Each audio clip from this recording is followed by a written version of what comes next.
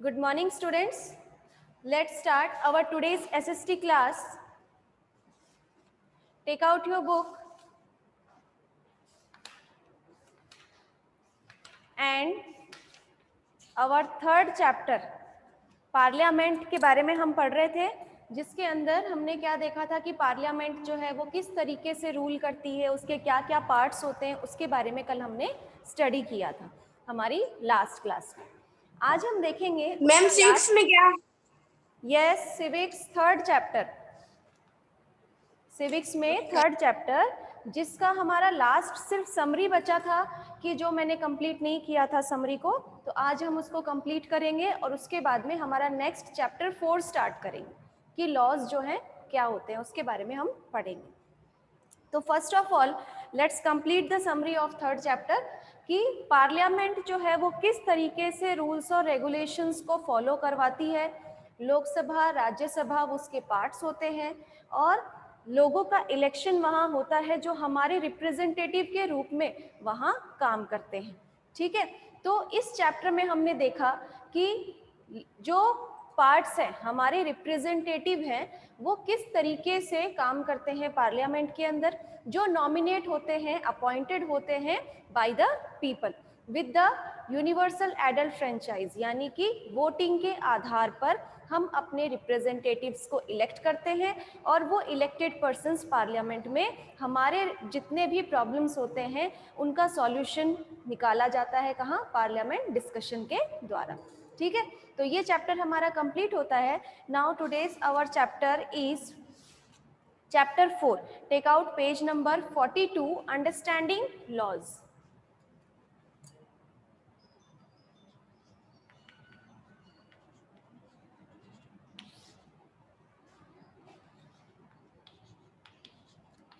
Civics chapter 4 और हमारे chapter का नाम क्या है? Understanding laws.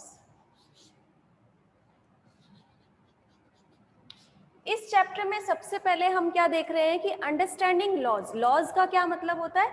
लॉज मीन्स होते हैं, हम सीधे अगर हम लॉज पढ़ते हैं या हम कहीं पर भी सुनते हैं इस वर्ड को, तो हमारे दिमाग में सीधी चीज़ें क्या आती है कि जो ट्रैफिक पुलिस वाला रोकता है वो क्या है? नियम और कानून है जो गवर्नमेंट के द्वारा बनाया गया है। ठीक है, सीधी वही चीज़ें आती है हमारे दिमाग में। लेकिन सिर्फ ट्रैफिक पुलिस के द्वारा जो कंट्रोलिंग की जा रही है वही लॉज नहीं है, बल्कि हमारी डेली एक्टिविटीज़ में जो रूटीन है हमारा, वहाँ से लेकर और हम जो भी काम कर रहे हैं सारी चीज़ें क्या हैं? लॉज से बनी हुई हैं, लॉज से बंधी हुई हैं। कुछ गवर्नमेंट के द्वारा, कुछ हमारे फैमिलीज़ के द्वारा। हम घर पे रहते हैं तो भी हमें लॉज फॉलो करने होते हैं, हम स्कूल में आते हैं तो हमें लॉज फॉलो करने होते हैं, और अगर हम बाहर कहीं जाते हैं तो भी हमें क्या है? लॉज को फॉलो करना होता है। क्योंकि अगर लॉज नहीं होंगे तो क्या होगा? कोई भी लाइफ जो है वो सक्सेस नहीं हो पाएगी। जैसा कि हमने एक एग्जाम्पल देखा था सेकेंड या थर्ड चैप्टर के अंदर, जिसमें क्या था कि एक फुटबॉल मैच होता है, अगर उसमें कोई लॉज नहीं होंगे, कोई रूल्स और रेगुलेशंस नहीं बनाए जाएंगे, तो क्या होगा कि जितने भी जो भी गेम है वो सक्सेस नहीं हो पाएगा। चाहे वो क्रिकेट मैच हो या फुटबॉल हो, बैडमिंटन हो, हर एक में क्या बनाए जाते हैं? रूल्स और रेगुलेशंस बनाए जाते हैं। ठीक है, ये रूल्स और रेगुलेशंस अलग चीज़ें हैं। लॉज कौन बनाता है? गवर्नमेंट फॉर्म करती है। ठीक है, लॉज कौन फॉर्म करता है? गवर्नमेंट। ये गवर्नमेंट कहाँ बनती है? पार्लियामेंट के अंदर, और वहाँ पर हमारे लिए रूल्स और रेगुलेशंस बनाए जाते हैं। ठीक है, जैसे कि आप चैप्टर देखो अपना पेज नंबर 42 पर, कि जो स्टार्टिंग हमारा टॉपिक दिया गया है, you have familiar. You may be familiar with some laws such as those that specify the age of marriage, the age at which a person can vote, and perhaps even the laws dealing with buying and selling of property. जैसे कि यहाँ पर 3 examples दिए गए हैं कि first क्या है? Age of marriage. Age of marriage means कि जिसके अंदर एज फिक्स कर दी जाती है कि गर्ल्स की जो एज है वो कितनी होनी चाहिए? 18, और बॉयज़ की कितनी होनी चाहिए? 21। इसके बाद में इन्हें क्या है? मैरिज करने का अधिकार है, यानी कि उससे पहले अगर हम इन लड़के या लड़कियों की शादी होती है तो वो क्या कहलाता है? इलीगल कहलाता है। गैर कानूनी जिसे हम कहते हैं, ठीक है, ये एक लॉ हो गया। दूसरा क्या है, at age at which a person can vote, यानी कि जैसे आप सबको पता है कि वोटिंग जो है वो यूनिवर्सल एडल्ट फ्रेंचाइज के अकॉर्डिंग 18 इयर्स अबव पर्सन्स क्या हैं, वोट कर सकते हैं, ठीक है। Third one is perhaps even the laws dealing with buying and selling of property, जैसे हम कोई भी प्रॉपर्टी को सेल किया जा रहा है या बाय किया जा रहा है, ठीक है, उसको खरीदना, किसी भी प्रॉपर्टी को खरीदना या बेचना, उसके लिए भी क्या है, लॉज बनाए जाते हैं। इतने से इतनी आपकी ज़मीन है, इसका इतना रेट है, या सिर्फ प्रॉपर्टी ही नहीं, हम कोई भी चीज़ें एग्रीकल्चर से रिलेटेड कोई भी, मान लो जैसे अब खेती जो करते हैं लोग, वो लोग अनाज निकालते हैं, उसको जब बेच कर आते हैं तो उसके लिए भी क्या है, एक रेट फिक्स की जाती है, तो वो क्या किया जाता है, लॉज बनाए जाते हैं कि ये चीज़ें हैं उसकी इतनी रेट है, ये चीज़ है वो इसकी इतनी रेट है। सेम वही चीज़ हमारी प्रॉपर्टी के अंदर आती है कि प्रॉपर्टी जो है उसमें भी क्या है, लॉज बनाए जाते हैं for buying and selling of any property. So we now know that the parliament is in charge of making laws, और ये जो लॉज है ये कौन क्रिएट करता है, who create the laws, laws created by parliament. Is that clear? तो parliament क्या करता है, हमारे लिए लॉज बनाता है। हम कुछ भी, जो भी हमारे लॉज हैं, हम जो आज हमारी सोसाइटी के अंदर या हम कहीं पर भी उसे फॉलो कर रहे हैं बाहर, वो लॉज कौन फॉर्म करेगा, पार्लियामेंट फॉर्म करेगा। Now do this laws apply to everyone, क्या ये लॉज जो हैं, जो पार्लियामेंट के द्वारा जो लॉज बनाए जा रहे हैं, क्या ये सभी पर लागू होते हैं, या सिर्फ पुअर सेक्शन के ऊपर या मिडिल सेक्शन के ऊपर, जो हायर सोसाइटी से बिलोंग करते हैं उनके लिए ये लॉज फॉलो नहीं होते हैं, या उनके लिए भी समान है? तो इसके बारे में आज हम इस चैप्टर में पढ़ेंगे। How do new laws income into being, यानी कि न्यू लॉज जो है वो कैसे क्रिएट होते हैं, and could there be laws that are unpopular to और controversial, what should we as citizen do under such circumstances, यानी कि कई बार ऐसा होता है कि कई लॉज जो होते हैं वो लोगों के कहने पर, उनकी सुख सुविधाओं को देखते हुए नियमों को बनाया जाता है। तो कई ऐसे लॉज हैं जिनके बारे में हम इस चैप्टर में आज डिस्कस करने वाले। तो so let's start our chapter. Take out page number 43। Do laws apply to all, सबसे पहले हम क्या देखेंगे कि लॉज जो है वो क्या सबके लिए बराबर है। तो एक सिचुएशन यहाँ दी गई है एक एग्जाम्पल के रूप में, जिसको हम आज स्टडी करेंगे। ए गवर्नमेंट ऑफिशियल हेल्प, देखो आप, a government official help his son to go into hiding because his son has been given a 10 years jail sentence by a district court for a crime that he has committed, यानी कि एक government official man है जिसके बेटे को जो court है, district court है, उसके द्वारा 10 साल की सजा सुनाई गई है। क्यों? क्योंकि उसने कुछ क्राइम किया है। लेकिन उन्होंने क्या किया, अपने बेटे को छुपने का मतलब कि उन्होंने क्या किया, अपने बेटे को छुपा दिया। तो do you think that the government official action were right, कि जो एक गवर्नमेंट ऑफिसर है, क्या उसका ये करना, अपने बेटे को जिसने क्राइम कमिट किया है और फिर भी उसे क्या कर रहा है, छुपा रहा है, तो ये क्या सही है? Should his son he exempt from the laws just because his father is economically and politically powerful, कि सिर्फ उनके बेटे को इसीलिए क्राइम जो सजा नहीं मिलेगी क्योंकि उनका बेटा जो है वो क्या है, एक गवर्नमेंट ऑफिसर का बेटा है, तो इसीलिए उसको क्या है, सजा नहीं मिलेगी? तो ऐसा बिल्कुल भी नहीं है। लॉज क्या है, सभी के लिए इक्वल है, चाहे वो किसी भी पॉलिटिकल पार्टी से बिलोंग करता हो, किसी गवर्नमेंट ऑफिसर से बिलोंग करता हो, इकोनॉमिकली अच्छा हो, तो ये सारी चीजें मैटर नहीं करती है लॉज के सामने। The above is a clear case of a violation of law, कि ये जो हमने अभी ऊपर एक सिचुएशन देखी है उसके अकॉर्डिंग क्या है, ये क्या कहलाएगा, नियमों को तोड़ना, कानून जो है उसको तोड़ना, नियमों का उल्लंघन करना। वियोलेशन मतलब होता है नियमों को तोड़ना या किसी भी चीज का उल्लंघन करना। As you read in Unit 1, members of the Constituent Assembly were agreed that there should be no arbitrary exercise of power in independent India, कि इंडिया के अंदर ऐसा कोई लॉज नहीं है, ऐसा कोई नियम नहीं है जिसमें कोई भी गवर्नमेंट ऑफिसर या कोई इकोनॉमिकली सक्सेस पर्सन या पॉलिटिकली जो पर्सन है उन सबको इस लॉज से अलग रखा जाए, सबके लिए क्या है, लॉज जो है वो इक्वल है। They therefore instituted several provisions in the constitution that would establish the rule of law. The most important of these was that all persons in independent India are equal before the law. कि इस situation को देखते हुए हम क्या मानते हैं कि हमारा जो लॉज बनाया गया है अकॉर्डिंग टू द पार्लियामेंट, उसके according all people are equal before the law. Laws के सामने सभी लोग क्या हैं, समान हैं। वो किसी को भी रिलीजन, कास्ट या उसकी जो सोसाइटी के अंदर उसकी जो इमेज है उसके अकॉर्डिंग उनका आकलन नहीं किया जाता, बल्कि लॉज जो है वो सभी के लिए समान होते हैं। The law cannot discriminate between person on the basis of their religion. कि लॉज जो है वो किसी भी पर्सन को उसके रिलीजन के अकॉर्डिंग भेदभाव नहीं किया जाता है। डिस्क्रिमिनेट मीन्स होता है भेदभाव करना।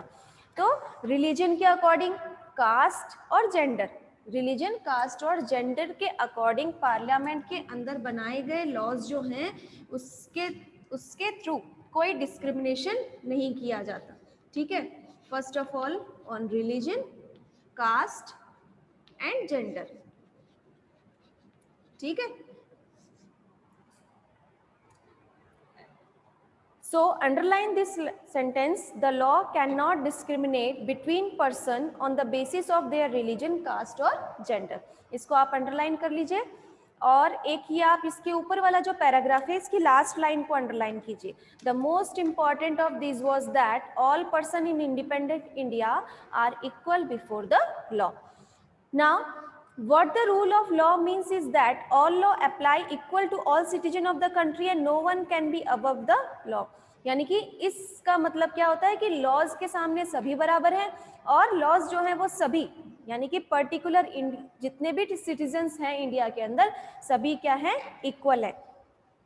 Neither A government official nor a wealthy person nor even the president of the country is above the law. यानी कि कौन कौन नहीं है लॉ से ऊपर, कौन कौन नहीं है कि ना तो कोई गवर्नमेंट ऑफिसर, ना ही कोई प्रेसिडेंट और ना ही कोई वेल्दी पर्सन। यानी कि कोई अगर रिच पर्सन है तो ये भी नहीं है कि वो कानून से बड़ा हो गया, लॉज से बड़ा हो गया, नहीं। According to the law all are equal before the law, no one is above the law.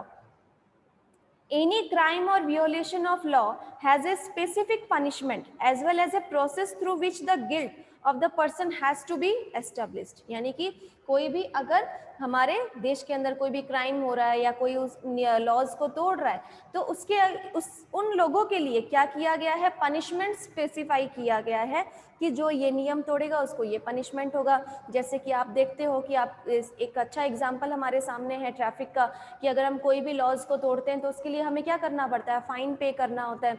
Helmet अगर हमने यूज़ नहीं किया तो उसके लिए हम फाइन पे करते हैं। तो इसी तरीके से सिर्फ वही नहीं, हम कोई भी दूसरा अगर कोई क्राइम करता है तो उसके लिए भी क्या है, पनिशमेंट दी गई है।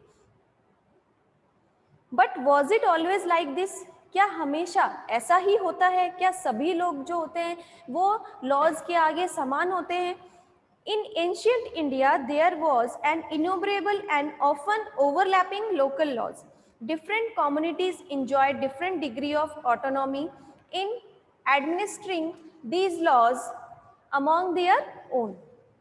यानी कि एंशियंट इंडिया के अंदर हम क्या देखेंगे कि जो लोकल लॉज जो है सब अपने अपने अकॉर्डिंग, यानी कि पहले क्या होते थे कि कोई गवर्नमेंट तो होती नहीं थी, सब जैसे कि एक गांव के अंदर होता है तो उसमें पंचायत वगैरह होती थी, तो वो क्या करते थे, पंचायत जो होती थी 5 लोग मिलकर ही फैसला करते थे कि उन्हें किस तरीके से उसको सजा देनी है अगर कोई क्राइम करता है तो इसी तरीके से तो वो जो सिस्टम है उस सिस्टम को हम देखते हैं हमारी आज की सोसाइटी से तो बहुत ज़्यादा डिफरेंस जो है वो हमें देखने को मिलता है।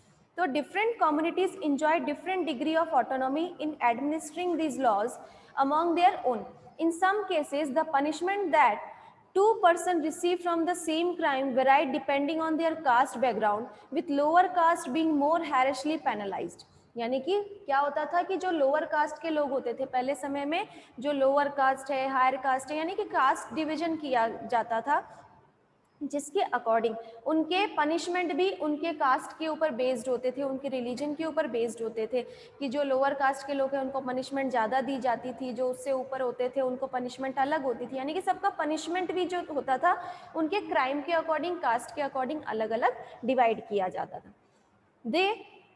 This slowly began to change as the system of law began to further evolve during the colonial period. और ये जो सिस्टम है उसको धीरे धीरे जैसे जैसे according to the time period उसको चेंज किया गया धीरे धीरे। आज जो हम देखते हैं वो पहले ऐसा नहीं था, पहले का सिस्टम कुछ अलग था, जो आज हमारी सोसाइटी में कितना चेंज हम देख रहे हैं।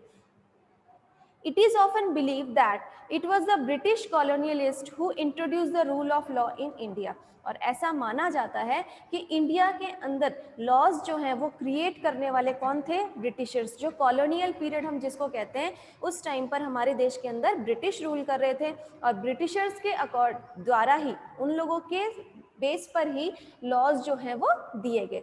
ठीक है, क्योंकि वो लोगों के ऊपर रूल करते थे और वो धीरे धीरे क्या बनते गए, जब कॉन्स्टिट्यूशन बनाया गया तो उसमें वो लॉज बनाए गए।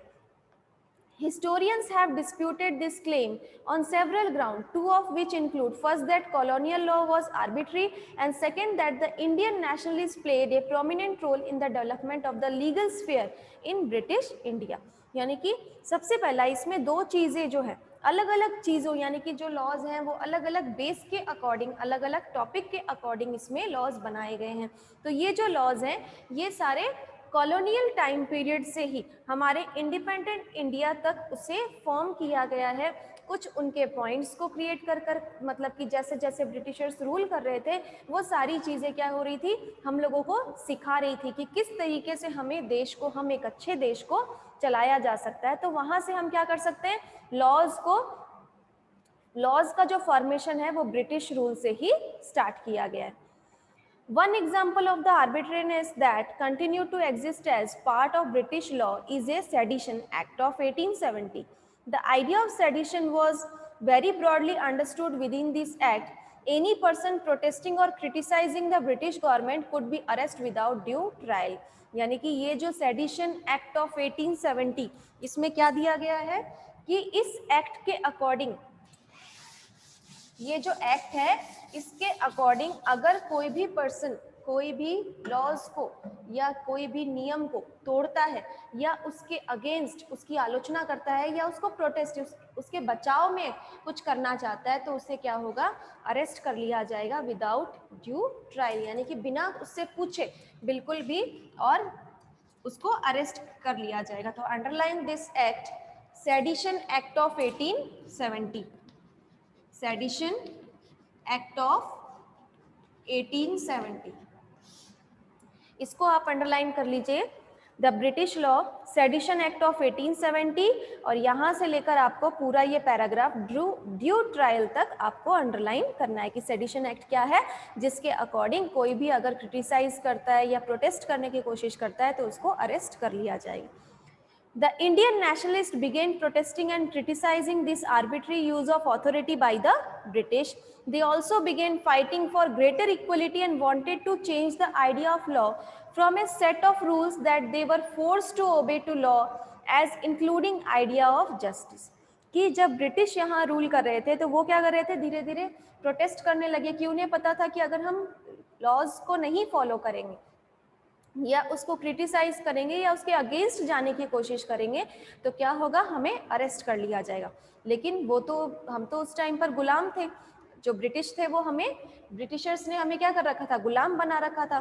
तो इस लॉज के जो फॉर्मेशन है, उसका जो सिस्टम था, उसको चेंज करने का तरीका क्या था, प्रोटेस्ट करना। जब तक हम उसके खिलाफ नहीं जाएंगे उसको बदला कैसे जा सकता है। तो जो देश के जो लोग थे, they were fighting for their freedom, अपने फ्रीडम के लिए लड़ रहे थे, इक्वलिटी के लिए, और जो सेट ऑफ रूल्स बनाए गए थे ब्रिटिशर्स के द्वारा उन लॉज को चेंज करने के लिए कि जो फोर्सली उनसे फॉलो करवाए जा रहे थे, जो जबरदस्ती लोगों से फॉलो करवाए जा रहे थे। By the end of 19th century, the Indian legal profession also began emerging and demanded respect in colonial court. They began to use law to defend the legal right of Indian judges also began to play a greater role in making decisions. Therefore, there was several ways in which Indian plays a major role in the evolution of the rule of law during the colonial period.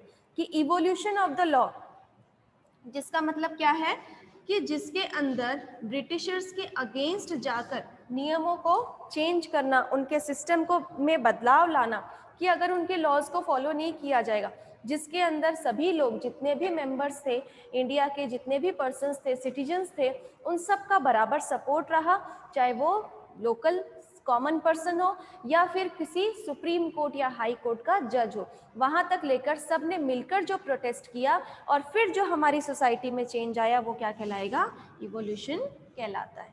ठीक है। With the adoption of the constitution, this document served as the foundation on which our representative began making laws for the country. यानी कि जैसे constitution को adopt किया गया, अलग अलग चीज़ों को देखते हुए, यानी कि जितने साल ब्रिटिश यहाँ रूल कर रहे थे, उन सारी चीज़ों को जो कॉन्स्टिट्यूशन फॉर्म कर रहे थे, उन्होंने वो सारी चीज़ें देखी है कि किस तरीके से सोसाइटी ने सफ़र किया है और उनके लिए क्या चीज़ें बेटर है। तो वो सारी चीज़ें हमारे जो रिप्रेजेंटेटिव थे उन लोगों ने लॉज को फॉर्म करते हुए ध्यान में रखा। And every year our representative pass several new law as well as amend existing one. और हर साल रिप्रेजेंटेटिव्स के द्वारा लॉज में धीरे धीरे चेंजेस लेते आए वो। And in your class 6 book, you read about the Hindu Succession Amendment Act 2004-5. According to this new law, son and daughter and their mother can get equal share of family property. यानी कि ये जो Hindu succession amendment act है,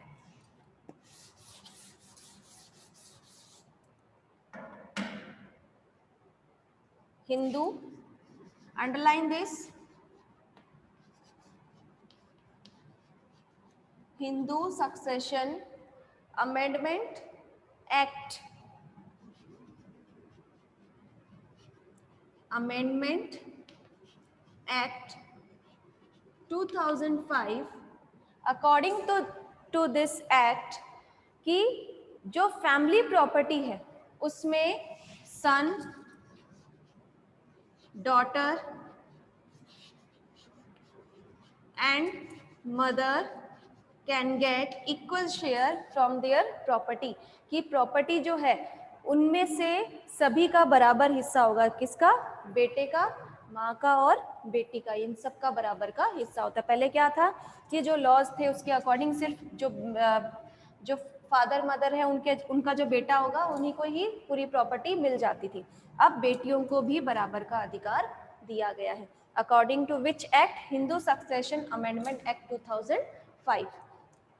underline this, Hindu Succession Amendment Act 2005. According to this new law, sons, daughters and their mothers can get an equal share of family property. तो इसको आप underline कर लीजिए, एक शॉर्ट क्वेश्चन बन सकता है।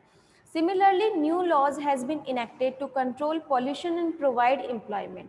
कि न्यू लॉज जो है वो भी इनेक्ट किए गए, लागू किए गए, जिसके अकॉर्डिंग पॉल्यूशन को कंट्रोल कैसे किया जाए और उसके साथ साथ लोगों को किस तरीके से एम्प्लॉयमेंट प्रोवाइड करना। एम्प्लॉयमेंट मीन्स होता है रोजगार प्रोवाइड करवाया जाए। How do people come to think the propose that a new law is necessary? You will read more about this in the next section, कि कैसे हमें पता चले कि न्यू लॉज हमारे लिए ज़रूरी है, इसके बारे में हमें कैसे पता चलेगा, तो वो हम आगे नेक्स्ट पढ़ेंगे। How do new laws come about, कि न्यू लॉज जो है वो कैसे बनते हैं, इसके बारे में हम डिस्कस करते हैं। The parliament has an important role in making laws, कि पार्लियामेंट जो है वो सबसे पहले, जैसे हमने स्टार्टिंग में ही पढ़ा था कि सबसे मेन जो होता है वो कौन होता है? पार्लियामेंट, जहाँ पर लॉज फॉर्म किए जाते हैं। पार्लियामेंट जहाँ पर लॉज फॉर्म किए जाते हैं, लेजिस्लेटिव असेंबलीज होती है जहाँ पर लॉज बनाए जाते हैं। There are many ways through which this take place, and it is often different group in society that raise the need for a particular law. An important role of parliament is to be sensitive to the problem faced by people. Let's read the following story to understand how issue of domestic violence was brought to the attention of parliament and the process adopted for this issue to become law. यानी कि जो एक पीछे story दी गई है book के अंदर, उसको आज हम पढ़ेंगे और उसको पढ़ने के बाद में हमें क्या देखना है कि किस तरीके से पार्लियामेंट जो है वो मजबूर हो गई किस एक लॉज को बनाने में, कि कैसे नियमों का उल्लंघन किया गया और नियम जो है वो क्यों ज़रूरी है, इसके बारे में हम इस स्टोरी से समझेंगे.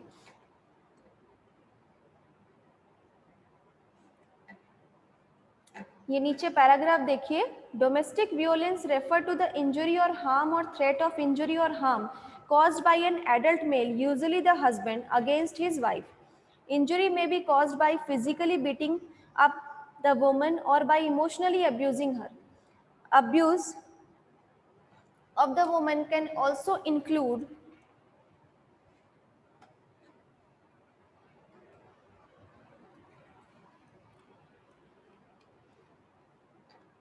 abuse of the woman can also include verbal, sexual, and economic abuse. The Protection of Women from Domestic Violence Act 2005 extend the understanding of the term domestic to include all women who live or have lived together in a shared household with the male member who is perpetrating the violence. की पीछे जो story दी गई है उसके according किस तरीके से वुमन के ऊपर, एक औरत के ऊपर कि फिजिकली और टॉर्चर किया गया उसे और किस तरीके से इमोशनली उसे अब्यूज़ किया गया, तो इसके बारे में पीछे एक स्टोरी दी गई है जिसको आप रीड करोगे. इसके साथ साथ आज चैप्टर के अंदर हमने कुछ इम्पॉर्टेंट पॉइंट्स अंडरलाइन किए हैं, इनको आप नोट्स की तरह अपनी नोटबुक में लिखोगे. जो जो चीज़ें आपको अंडरलाइन करवाई गई है अलग अलग पॉइंट वाइज आपको ये चैप्टर स्टार्ट करना है. थर्ड चैप्टर के जो क्वेश्चन आंसर हैं ये इसका पीडीएफ आपको सेंड कर दिया जाएगा जिसको आप अपनी फेयर नोटबुक में लिखोगे. इसके अलावा जो फोर्थ चैप्टर हमने स्टार्ट किया गया है इसके नोट्स आप लिखोगे एंड 46 और 47 पेज नंबर पर जो स्टोरी दी गई है you have to read that story and now you can tell me कि आपको क्या नहीं समझ में आया. कुछ ऐसा है जो आपको नहीं समझ में आया इस चैप्टर को जो आज हमने स्टार्ट किया गया है.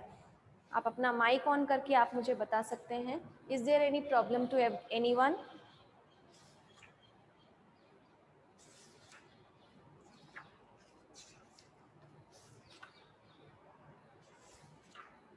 No problem? Okay.